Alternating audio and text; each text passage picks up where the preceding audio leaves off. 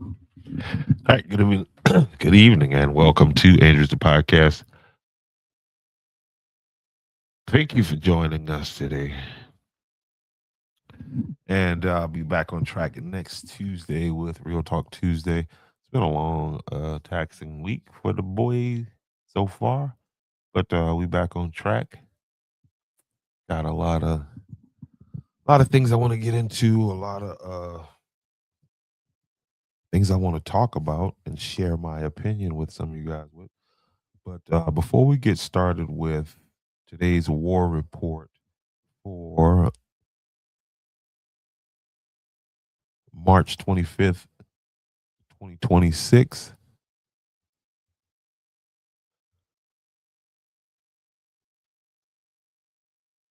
we pause to acknowledge the American service members who have lost their lives in this conflict. Their names deserve to be spoken and their sacrifice remembered. Chief Warrant Officer Robert Marzan, U.S. Army. Sergeant First Class Nicole Amore, U.S. Army. Sergeant First Class Noah Tejan, U.S. Army. Sergeant Deacon Cody, U.S. Army. Major Jeffrey O'Brien, U.S. Army Reserve. Captain Cody Cork, U.S. Army Reserve. Sergeant Benjamin Pennington, U.S. Army. Major John Alex Klenner, U.S. Air Force. Major Ariana Savino, U.S. Air Force. Technical Sergeant Ashley Pruitt, U.S. Air Force. Captain Seth Koval, Ohio National Guard. Captain Kurt Angst, Ohio National Guard. Master Sergeant Tyler Simmons, Ohio National Guard. At least 13 service members have been confirmed killed during the war, with many more injured. We honor their service and we honor their families.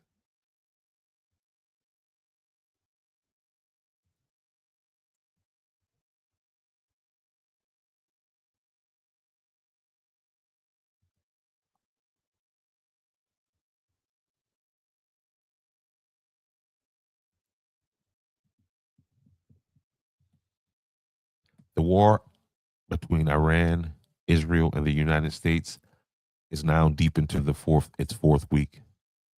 Airstrikes and missile attacks continue across the multiple fronts.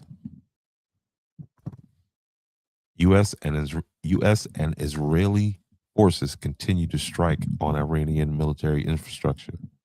Iran continues retaliatory missile and drone strikes on Israel and the U.S. positions in the region. The conflict has expanded across the Persian Gulf and parts of the Middle East.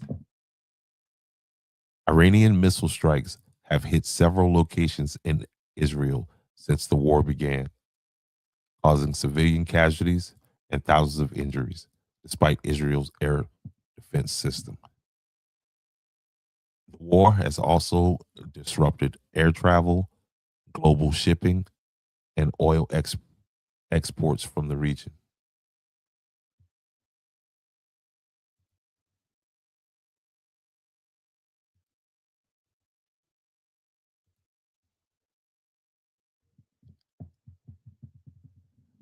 One of the biggest concerns right now remains the Strait of Hormuz, a critical shipping route that carries roughly 20% of the world's oil supply.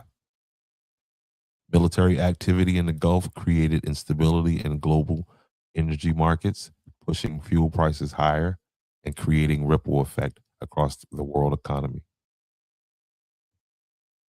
This is why analysts say the war is just not a regional conflict. It is increasingly becoming a global economic tied to, a global economic crisis tied to energy security.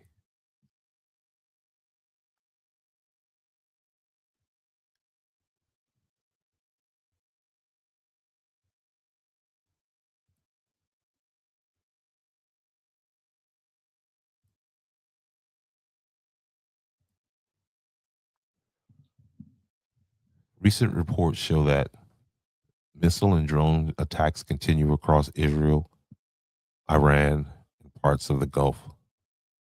Iranian backed groups have carried out attacks on U.S. bases and allied infrastructure. The United States has continued targeting Iranian command networks and military infrastructure. The situation remains extremely volatile.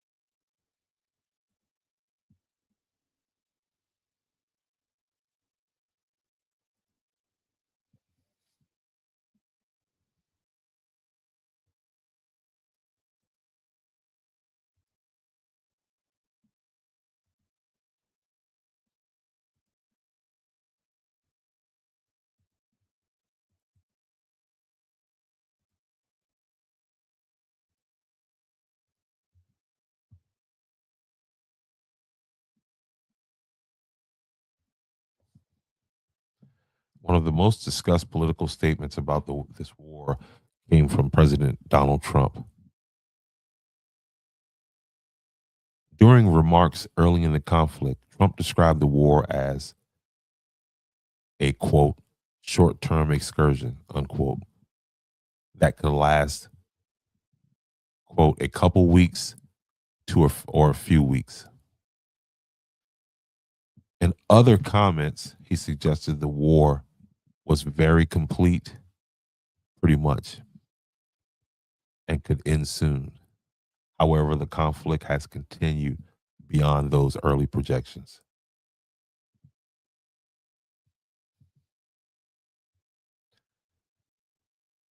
What could be the impact of those comments that Donald Trump made early on?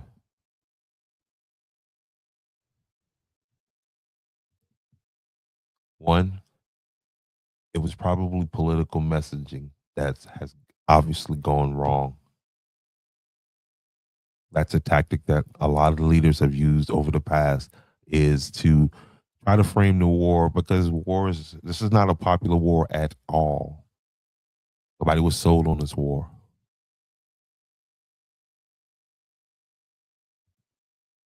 Number two, it could have been an optimistic intelligence estimate, but from all indications, that is not what it is.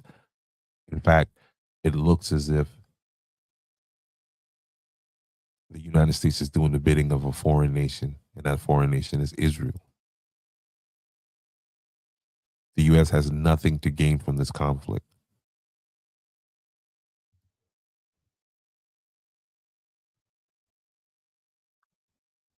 It can't be strategic signaling. Not after you give the country an ultimatum of 48 hours. Are we going to shut down the Strait of attack all of your energy things? None of that deterred these people who have been waiting on this, obviously.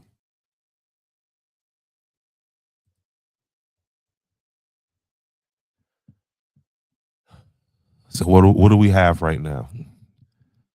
The war is still expanding, and it's going to continue to expand as long as that Strait of Hormuz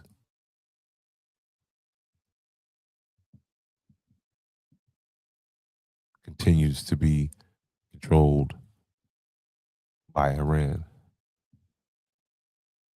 Although we hear about 1,000 missile strikes, and they doing this to do that, Iran continues to be able to launch. It seems that they have not in any way damaged the resolve of the Iranians. In fact, I think they've emboldened them.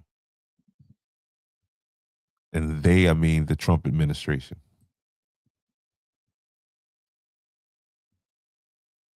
we're not hearing so much about the energy infrastructure attacks anymore, but it's already started. So, and that was a part of that 48-hour ultimatum that Trump gave and then caved on the very, at the deadline and said now it's a 5-day waiting period.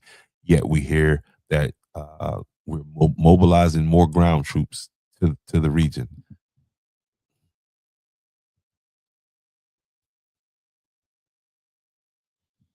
And again, all of this is escalation.